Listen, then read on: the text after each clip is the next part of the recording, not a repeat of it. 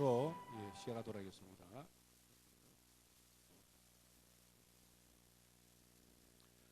할렐루야, 성삼위 하나님을 찬양합니다. 오늘 또 비대면으로 수요 기도회를 가지고 들어오셨습니다. 각자 선 위치에서, 앉으신 위치에서 또 함께 기도하는 시간이 되기를 바랍니다. 다 함께 찬송하시겠습니다. 440장.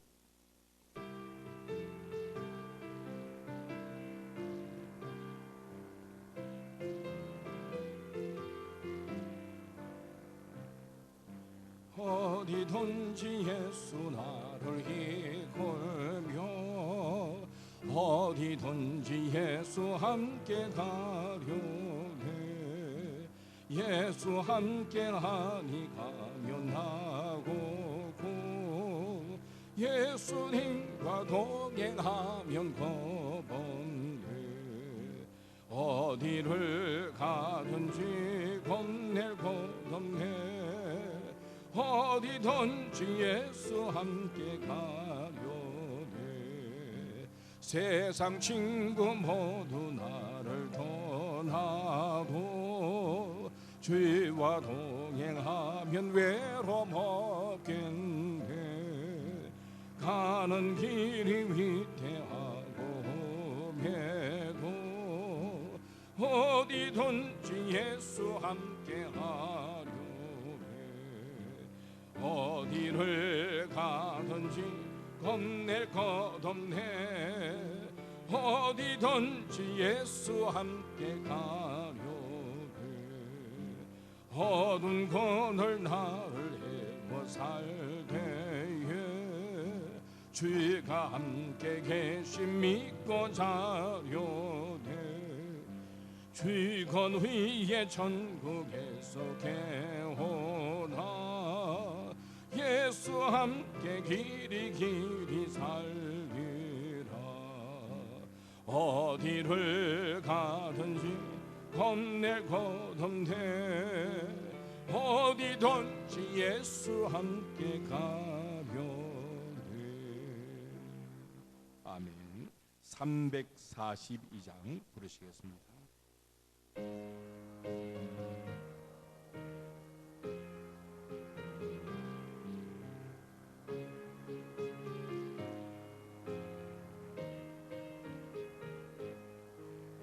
너 시험을 당해 죄 짓지 말고 너 용기를 다해 겁을 잊지라.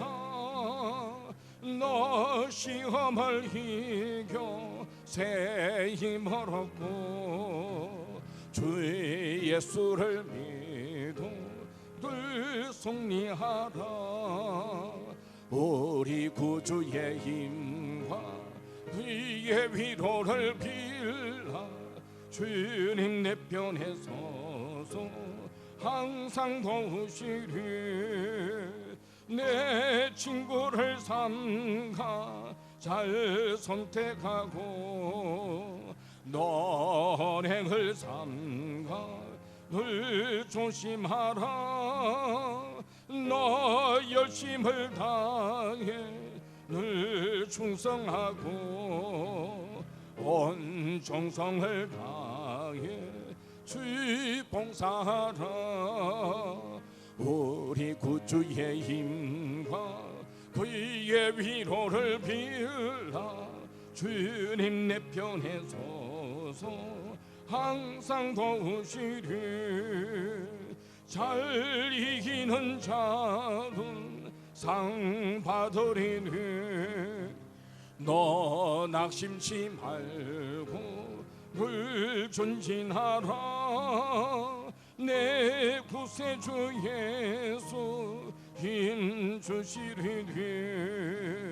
주 예수를 믿어 늘 승리하라. 우리 구주의 힘과 그의 위로를 빌라. 주님 내 편에 서서 항상 도우시리. 아멘.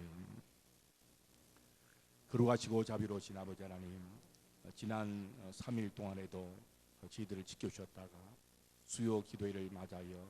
비록 비대면으로 기도를 가지지만은 하나님 앞에 기도의 자리에 머물게 하심을 감사를 드리옵나이다. 늘 엎드려 기도할 때마다 나 같은 죄인을 구원해 주신 하나님의 거친 사랑과 은혜에 감사를 드립니다. 하나님의 그 거친 사랑, 그 은혜 다 이해할 수 없고 다 보답할 수 없음을 고백합니다. 늘 하나님을 기쁘시게 드리는 삶을 살아야 되지만 그렇지 못함을 또한 고백하며 우리의 죄와 우리의 허물을 용서를 구하오니 하나님께서 용서하여 주옵소서. 우리의 힘으로서는 하나님 말씀대로 살아갈 수 없고 온전히 하나님을 기쁘시게 해드릴 수가 없습니다. 이 시간에 주의 성령으로 충만케 하여 주셔서 성령의 인도하심을 따라 삶으로 말미암아 육체의 욕심을 이루지 아니하고 죄짓지 아니하도록 저희들을 붙잡아 주시옵소서. 저희들의 개개인의 모든 형편을 하나님께서 아시지 않습니까?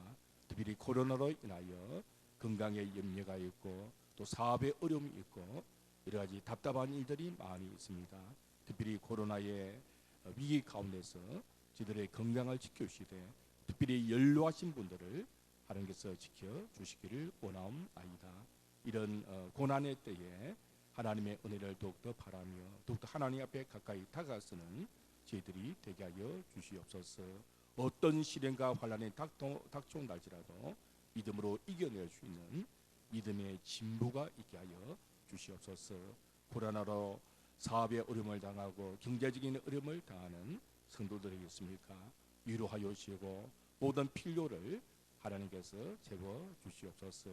가정마다 개인마다 기도의 제목들이 있습니다. 자녀들을 위한 기도, 또 가족들의 구원을 위한 기도, 건강의 문제, 여러 가지 인생의 고달픈 문제들이 많이 있는데 늘 기도의 줄을 놓치지 않고 삶으로 말미암아 하나님이 주시는 응답을 누리며 기쁨이 충만한 삶을 살아가게 하여 주시옵소서. 이 세상 사람들 가운데도 코로나로 인하여 고통당한 자들이 너무나 많이 있습니다. 특히 수고하는 의료진들 위해 하나님께서 위로를 다해 주시고 또 정부가 지혜롭게 코로나 대책을 잘 세워가며 방역에 앞장서서 이 모든 위기를 잘 극복해 나가도록 정부와 우리 모든 국민들을 붙잡아 주시옵소서. 저희 하당교회도 이날까지 지키심을 감사를 드립니다. 주님 오실 날이 하루하루 가까이 다가오고 있는데 이 마지막 시대에 시대적 사명을 감당하며 늘 깨어있는 교회가 되게 하여 주시고 복음의 사명을 잘 감당하며 품위 있고 질서 있는 건강한 교회로 세워지게 하여 주시옵소서. 이 시간에도 하나님의 말씀의 은혜를 함께 나누고 함께 기도하는 시간을 가고자 합니다. 말씀에 귀 기울이며 깨닫는 시간 되게 하시고 말씀대로 순종하는 지들의 삶이 되게 하여 주시고 너는 내게 부르짖으라 내가 네게 응답하겠고 네가 알지 못하는 크고 은밀한 일을 보이겠다고 약속하여 주셨사오니 믿음으로 기도하는 시간이 되게 하여 주시옵소서. 예수 그리스도의 이름으로 기도하옵나이다. 아멘. 성경 봉독하겠습니다. 봉독한 말씀은 요한복음 18장 12절부터 27절까지 말씀. 신약 성경 179면 요한복음 18장 12절부터 27절까지 말씀을 봉독하겠습니다. 이에 군대와 천부장과 유대인의 아랫 사람들이 예수를 잡아 결박하여 먼저 안나스에게로 걸고 가니 안나스는 그 해의 대제사장인 가야바의 장인이라. 가야바는 유대인들에게 한 사람이 백성을 위하여 죽는 것이 유익하다고 금과던 자르라. 시몬 베드로와 또 다른 제자 한 사람이 예수를 따르니 이 제자는 대제사장과 아는 사람이라. 예수와 함께 대제사장의 집들에 들어가고 베드로는 문 밖에 서 있는지라. 대제사장을 아는 그 다른 제자가 나가서 문지키는 여자에게 말하여 베드로를 데리고 들어오니 문지키는 여종이 베드로에게 말하되 너도 이 사람의 제자 중 하나가 아니냐 하니 그가 말하되 나는 아니라 하고 그때가 추운 고로 종과 아래 사람들이 불을 피우고 서서 쬐니 베드로도 함께 서서 쬐더라. 대제사장이 예수에게 그의 제자들과 그의 교훈에 대하여 물으니 예수께서 대답하시되 내가 드러내놓고 세상에 말하였노라. 모든 유대인들이 모이는 회당과 성전에서 항상 가르쳤고 은밀하게는 아무것도 말하지 아니하였거늘 어찌하여 내게 묻느냐.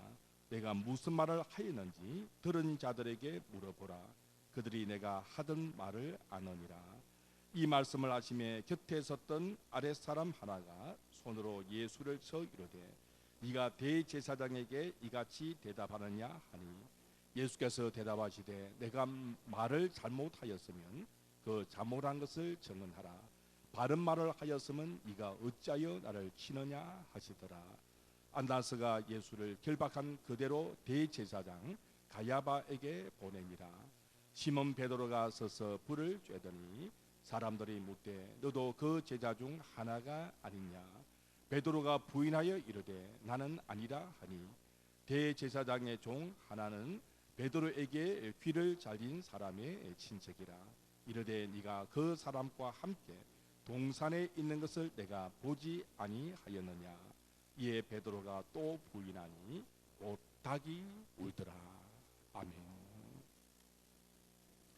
예수님께서는 십자가에 못 박혀 죽으시기 전에 무려 6번 밤새도록 재판을 받으신 내용이 복음서에 기록이 되어 있습니다.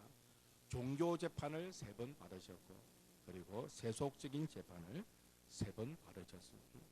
먼저 전직 대제사장이었던 안나서에게 가서 신문을 받으셨고 이어서 전직 대제사장인 가야바에게 가서 신문을 받으셨습니다.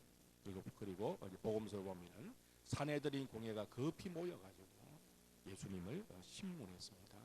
이와 같이 종교 재판을 3번 받으셨고 그 다음에 유대인들은 죽일 권한이 없으니까 빌라도 총독에게 예수님을 보내었습니다.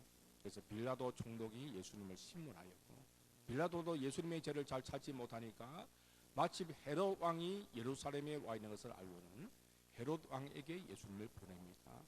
헤롯 왕도 특별히 예수님의 죄를 발견하지 못하고 다시 빌라도에게 보내어서 마지막으로 빌라도가 예수님을 십자가에 못 박히도록 내어주게 되어진 것입니다. 오늘 본문은 안나스와 가야바에게 신문을 받으신 내용이 기록되어 있습니다. 이런 내용들 보면 한마디로 불법 재판을 당하셨습니다. 정인 신문도 제대로 되지 않았고요. 그리고 뚜렷한 죄를 발견하지 못했습니다. 사내들인 공회가 밤에는 모이지 못하게 되어졌는데 밤에 불법으로 모였습니다. 왜 이렇게 예수님이 불법 재판을 받으시고 참 중죄를 지은 죄인의 모습으로 신문을 받으시는가? 그것은 우리의 죄 때문에 예수님이 이런 신문을 받게 되신 것입니다. 그리고 오늘 본문에는 베드로가 예수님을 3번 부인한 내용이 기록되어 있습니다. 요한복음 18장 오늘 본문 앞편에 보면 예수님은 자신을 시인하셔서 사람들이 겟세마네 동산으로 예수님을 잡았을 때 누구를 찾느냐? 나사렛 예수라. 그렇게 하니까 예수님이 내가 크니라 3번 말씀하셨습니다. 내가 크니라, 내가 크니라, 내가 크니라. 오늘 본문에 보니까 베드로는 3번 부인합니다.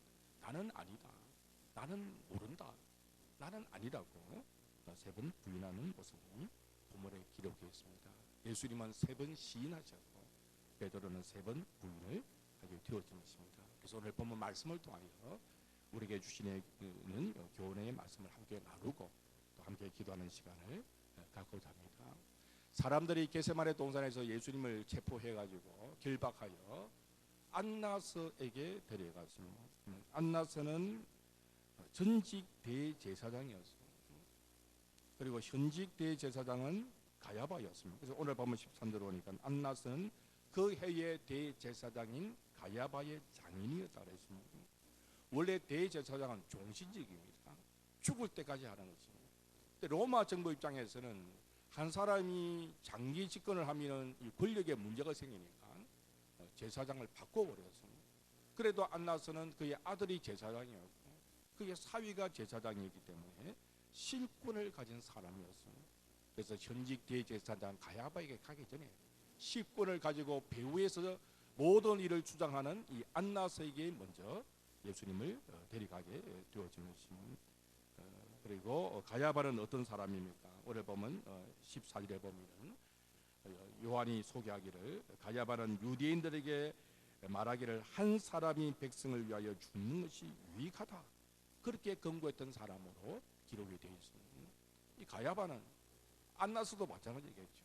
예수가 죽어야 되는 거예요. 예수가 죽어야만이 나라가 편안할 것 같아, 그렇게 생각하는 것입니다. 물론 정치적인 의미죠.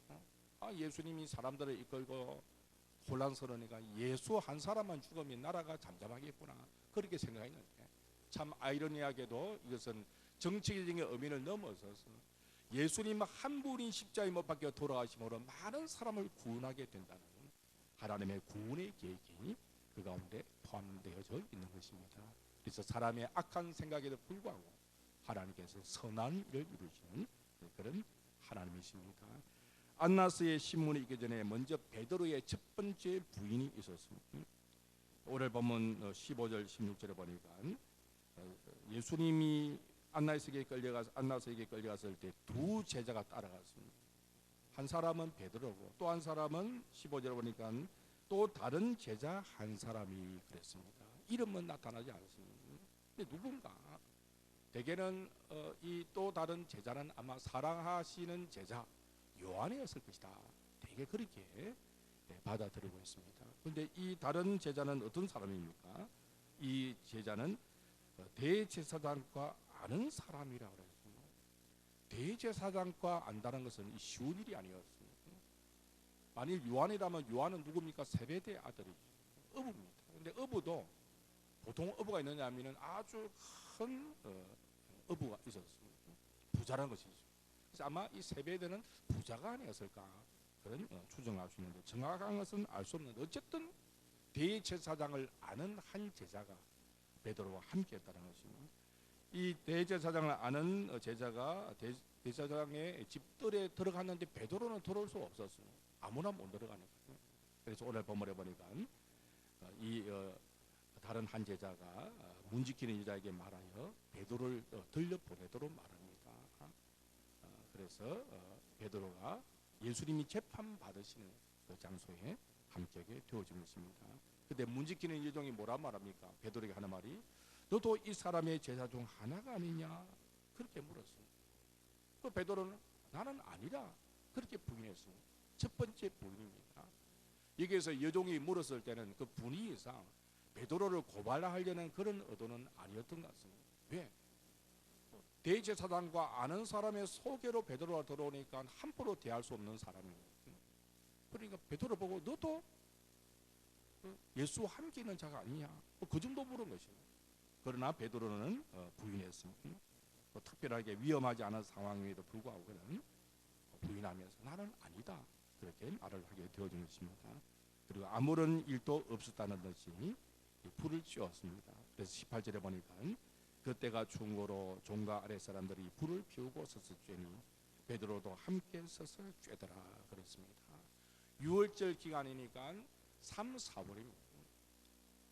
유대인들은 3, 4월이 되면 낮에는 조금 덥지, 이제 날이 좀 따뜻할 수 있지만 밤에는 춥습니다. 한여름에도 밤에는 춥습니다. 그러니까 불을 피우게 되는데 베드로가 아무런 일도 없었던 것입니다. 그냥 단순하게 나는 아니다 말하고 불을 쬐고 있었던 것입니다. 사실 그렇습니다.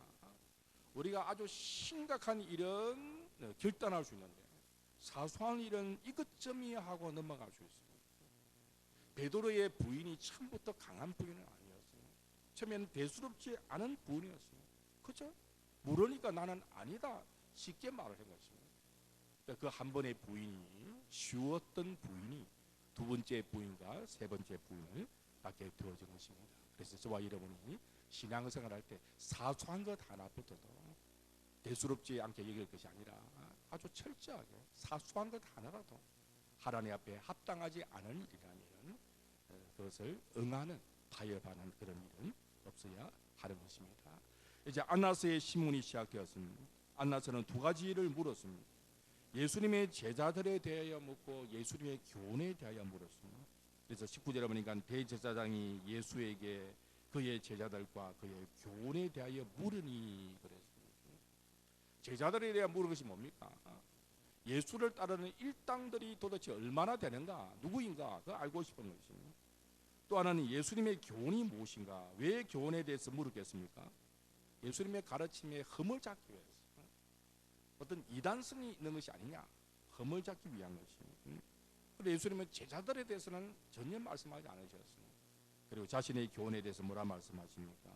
내가 이미 다 드러내놓고 성전에서 회당에서 말을 다 해서 들은 사람이 많지 않았냐, 나에게 묻지 말고 내가 드러내놓고 말을 다 했으면 그 사람들에게 물어봐라. 그렇게 예수님이 답변을 하셨어요. 왜 예수님이 답변을 안 하시겠어요? 어떻게 보면 예수님이 참 하나님 말씀을 바르게 전하실 수 있는 기회가 될 수 있었어요.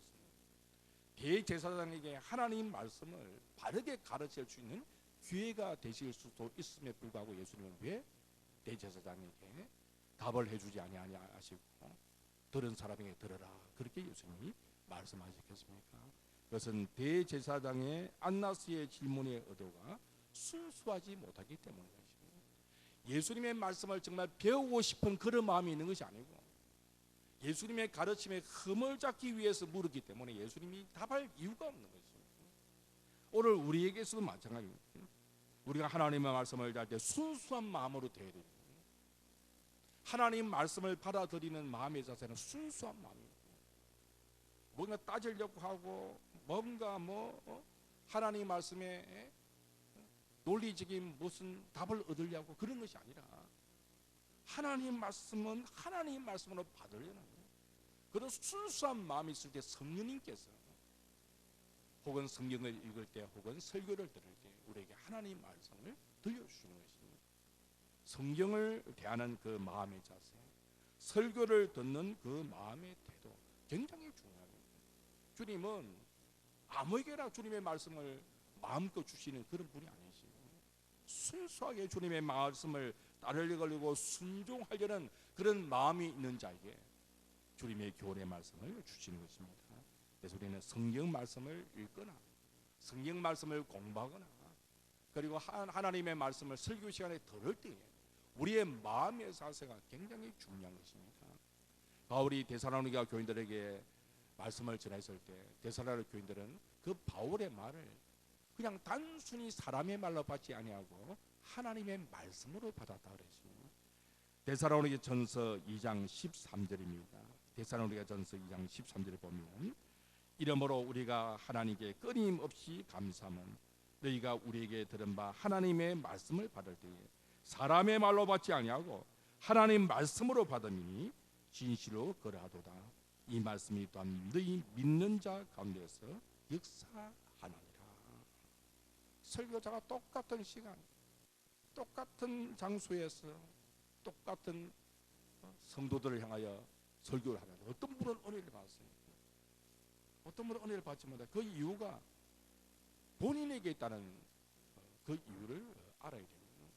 순수한 마음으로 받을 때 어떤 말씀이 들려도 하나님의 말씀은 은혜를 받을 수 있는 하나님의 말씀인 것입니다. 그래서 우리는 하나님의 말씀에 대한 그 태도가 중요함을 우리가 잊어서는 안 될 것입니다.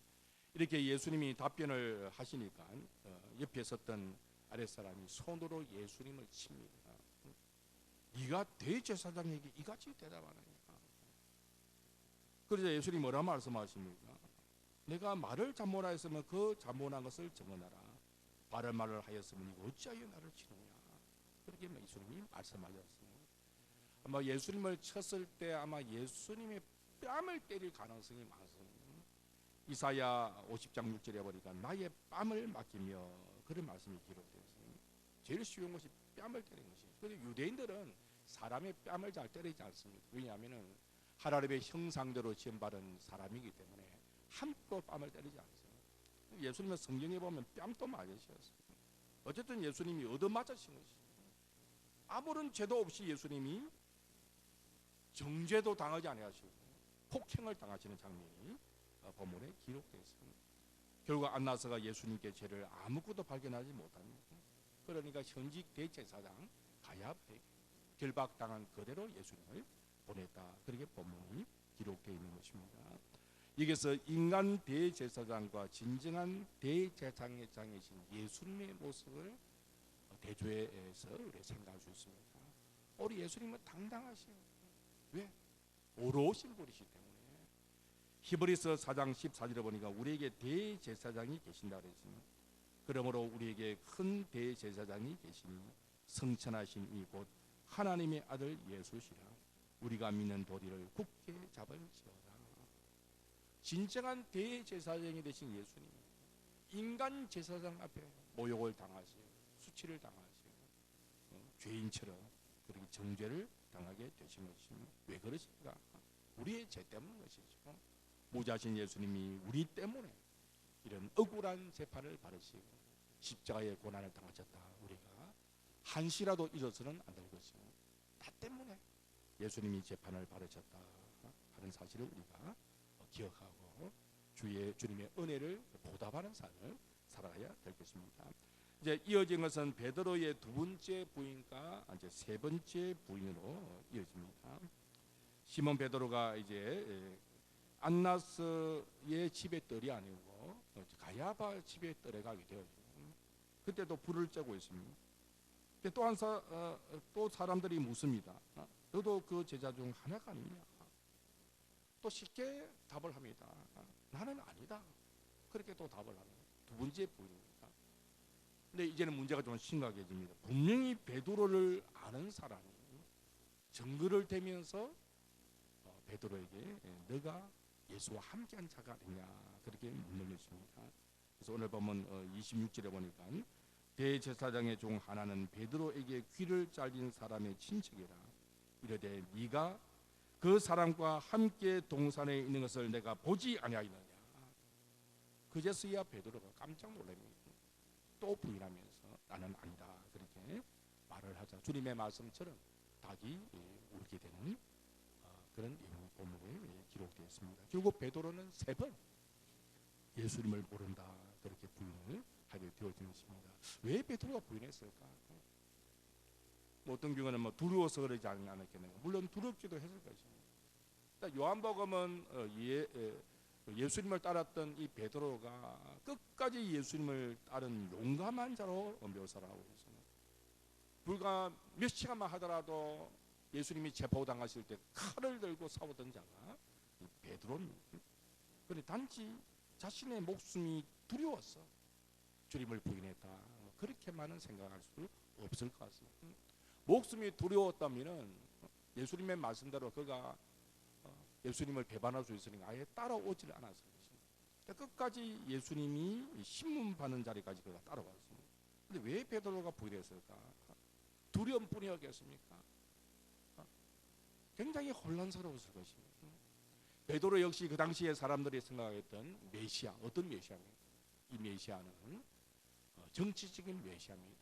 예수님이 왕이 되실 것이다. 오병이의 기적을 행하시고 죽은 자도 살리시는 능력을 행하시고 무리를 걸으시는 예수님, 바람과 그 풍랑을 꾸짖으시니까 잔잔케 하시는 그 예수님, 이 예수님이 지금은 완전히 모습이 다른 것입니다. 그냥 순한 양처럼 잡혀가지고 신문을 당하신 모습을 보면서 베드로가 얼마나 혼란스러웠겠어요. 그런 가운데 혼란스러운 그런 가운데 사람들이 너도 같은 자가 아니냐 그렇게 물으니까 아마 베드로가 인간의 연약함과 더불어 그런 혼란한 가운데 예수님을 부인하지 않겠는가. 그러나 본 마음은 아니었던 것입니다. 가룟 유다와는 다릅니다. 가룟 유다는 의도적으로 예수님을 배반했지만 베드로는 이런 두려움, 혼란스러움, 연약함 모든 게 복합적으로 예수님이 이미 경고하신 것처럼 그가 예수님을 부인을 하게 되어진 것입니다. 결국 그의 열정도 소용이 없었고 그의 호언장담하는 큰 소리치는 것도 아무 소용이 없었습니다. 그래서 우리가 참 교훈을 받는 것이 무엇입니까? 우리가 조심해야 되겠구나. 고린도전서 10장 12절에 뭐라 말씀합니까? 그런즉 선줄로 생각하는 자는 넘어질까 조심하라. 내가 뭐 기도하니까 내가 뭐 나는 아닙니다. 다른 사람은 몰라도 나는 그래도 믿음이 있는 사람, 내가 뭐 성경을 얼마나 많이 읽었는데요, 나는 목사인데요, 이런 생각하면 안 되는 것입니다. 누구든지 넘어질 수 있다, 나도 넘어질 수 있다 하는 생각을 우리가 꼭 가져야 되는 것입니다. 성령님의 도우심이 없이는 우리는 이겨낼 수가 없습니다. 그래서 나중에 베드로가 뭐라 말합니까? 베드로전서 5장 8절 9절에 보니까 이렇게 말씀합니다. 근신하라 깨어라 너희 대적 마귀가 우는 사자같이 두루다니며 삼킬 자를 찾나니 너희는 믿음을 굳게 하여 그를 대적하라. 이런 세상에 있는 너희 형제들도 동일한 고난을 당하는 줄을 압니다. 마귀를 조심하라. 우는 사자같이 삼킬 자를 찾고 있다. 베드로가 넘어진 경험이 있는 것입니다. 항상 조심할 것을 믿음에 굳게 서서 마귀와 싸워서 이길 것을 베드로가 고민을 하게 되는 것입니다. 이제 말씀을 정리하겠습니다. 오늘 본문이 주는 교훈이 무엇입니까?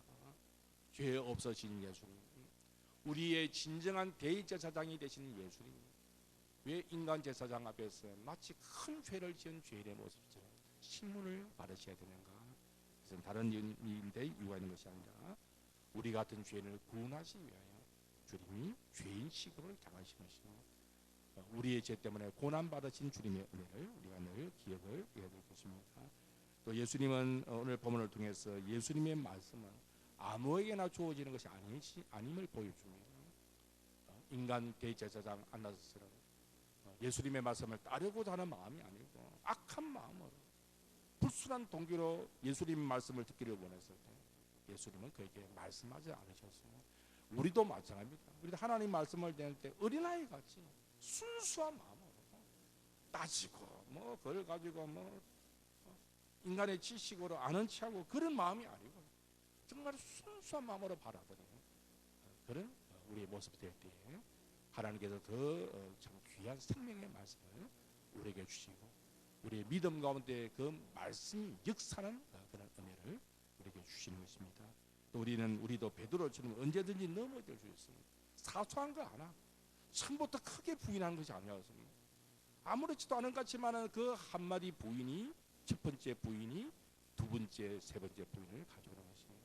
그래서 우리는 지극히 장을 하나라도 조심하면서 나의 연약함을 알고 늘 분별하고 깨어있으며 믿음으로 승리하는 우리의 삶을 살아가야 할 것입니다. 우리가 말씀을 또 기억하면서 우리 합심하여 한번 기도하는 시간을 갖도록 하겠습니다. 우리 함께 찬양하고 기도하는 시간을 갖겠습니다. 주님을 의지하며 찬양하겠습니다. 주님여 이 손을 꼭 잡고 가소서.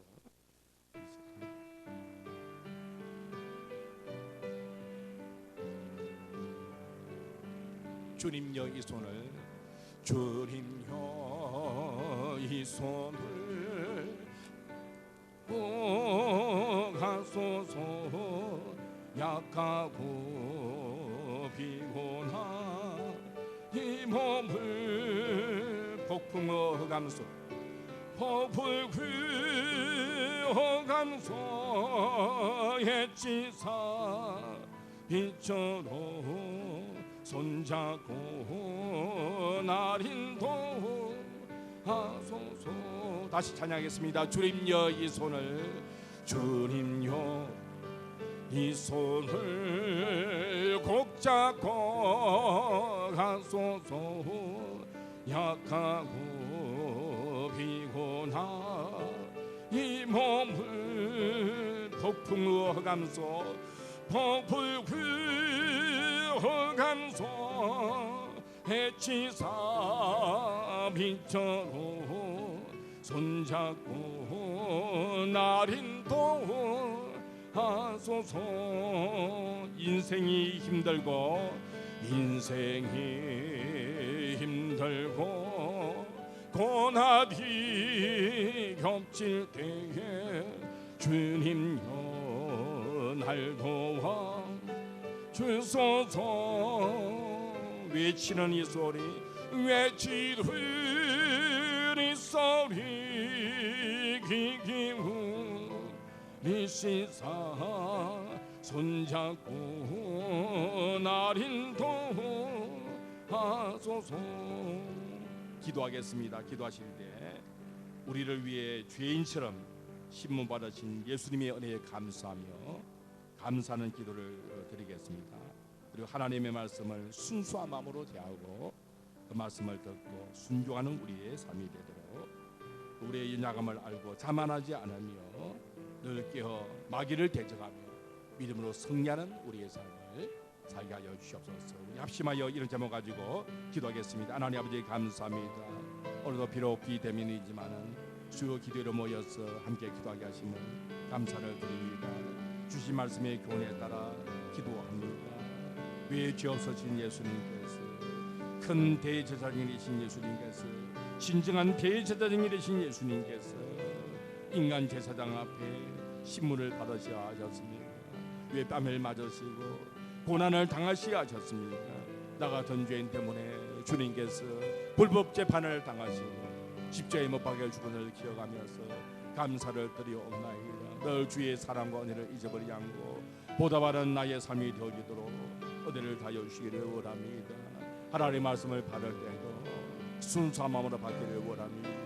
대제사장 안나세의 모습처럼 악한 마음을 가지고 불순한 마음을 가지고 교만한 마음을 가지고 하나님 말씀을 대지 않도록 도와주시기를 원합니다. 늘 겸손히 하나님 말씀 앞에 마음의 문을 열고 순종하며 살아가는 하나님 말씀대로 믿음으로 사는 우리 모두가 되게 하여 주시기를 원합니다. 베드로의 연약함을 통하여 그가 넘어졌던 것처럼 우리에게도 여러 가지 연약함이 있으니 이것 좀 이해하며 주님 앞에 연약한 모습으로 넘어지는 자가 되지 않게 하여 주시고 늘 깨어 기도하며 마귀와 싸워 승리하는 우리의 모습이 되도록 우리를 붙잡아 주시옵소서. 늘 깨어 가시고 믿음으로 승리하며 살아가도록 함께하여 주시옵소서.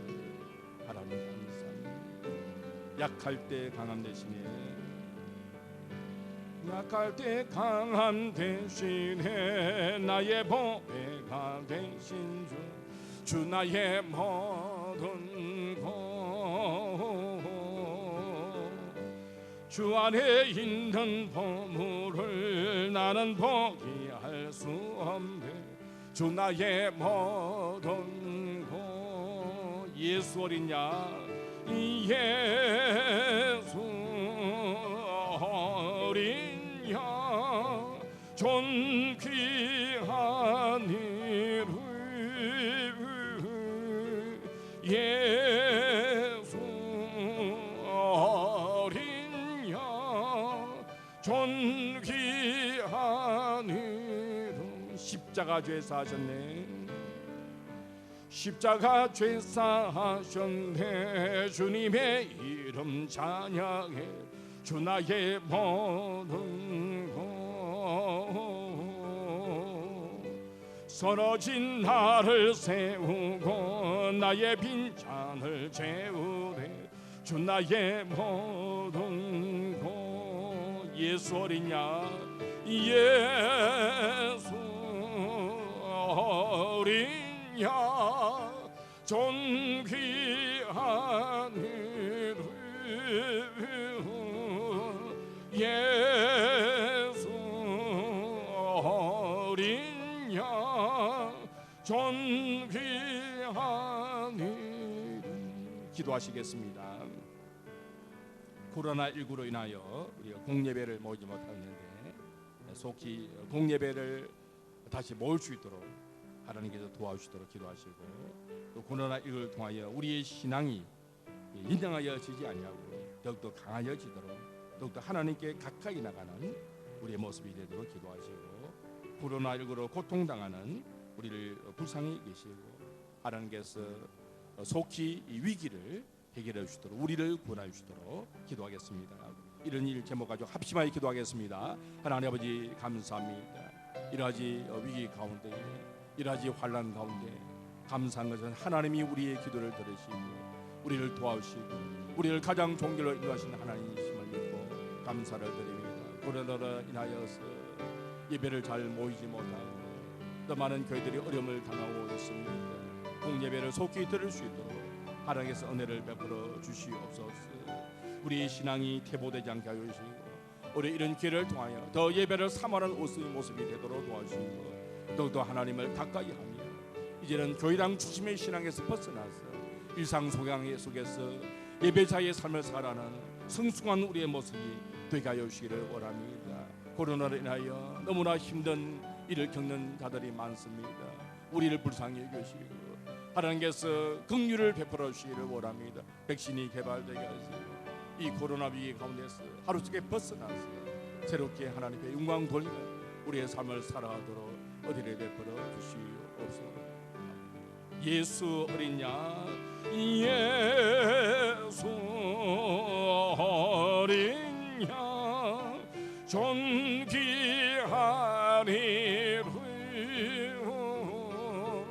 예수 어린 양, 존귀하리로. 한 번 더 기도하겠습니다. 기도하실 때 우리의 가정과 우리의 자녀들과 우리의 삶의 터전을 하나님 지켜주시고, 우리에게는 여러 가지 문제들을 하나님께서 해결해 주시도록 기도하시길 바랍니다. 또 우리 교회가 품위 있고 질서 있는 건강한 교회로 세워져 나가도록 마지막 때의 시대적 사명을, 복음의 사명을 감당하는 우리 교회가 되도록, 또 포괄적 차별금지법 제정이 무산되어져서 이 나라가 악한 모습으로 하나님을 대적하지 아니하도록, 또 나라가 평안하여지도록, 정의가 실현되도록 나라를 위해서 우리 함께 기도하겠습니다. 이런 제목 가지고 합심하여 기도하겠습니다. 한 번 더 기도합니다. 하나님 아버지 감사합니다. 우리의 기도를 들어 응답하심을 감사합니다. 우리 가정의 문제, 자녀의 문제, 이런 삶의 문제가 있습니다. 우리 가정을 지켜주시고 우리 자녀들을 지켜주시고 우리 삶의 터전을 지켜주심을 감사합니다. 우리에게 여러 가지 문제가 있습니다. 모든 문제 믿음으로 이 세상에 맡깁니다. 하나님은 능치 못할 일이 없으신 것을 믿습니다. 너는 내게 부르짖으라, 내가 네게 응답하겠다고 약속하였사오며, 우리가 하지 못하는 크고 은밀한 일로 보여주시겠다고 약속하였사오니 기도합니다. 하나님이 해결하여 주시옵소서. 속히 해결하여 줄 줄로 믿습니다.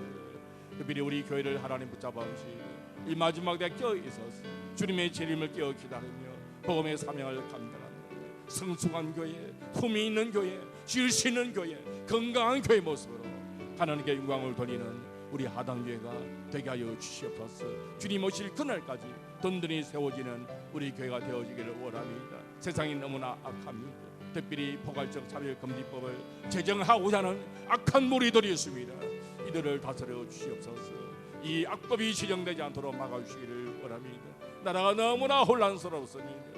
평안한 가운데 복음을 전하시는 나라가 되게 하여 주시고, 너무나 악이 가득한 세상입니다. 공의와 정의가 바로 세워지는 나라 되도록 은혜를 베풀어 주옵소서. 예수 어린 양, 존귀하니로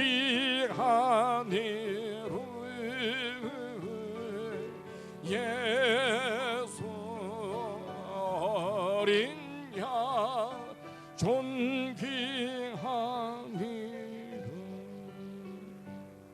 아멘. 우리 기도를 들어 응답하시는 하나님께 영광을 돌립니다. 주기도문으로 기도하심으로 수호 기도회를 마치겠습니다. 하늘에 계신 우리 아버지여, 이름이 거룩히 여김을 받아주오며 나라가 임하시오며 뜻이 하늘에서 이루어진 것 같이 땅에서도 이루어지이다. 오늘 우리에게 용할 양식을 주시옵고 우리가 우리에게 죄 지은 자를 사하여 준 것 같이 우리 죄를 사하여 주시옵고 우리를 시험에 들게 하지 마시옵고 다만 악에서 구하시옵소서. 나라와 권세와 영광이 아버지께 영원히 있사옵나이다. 아멘.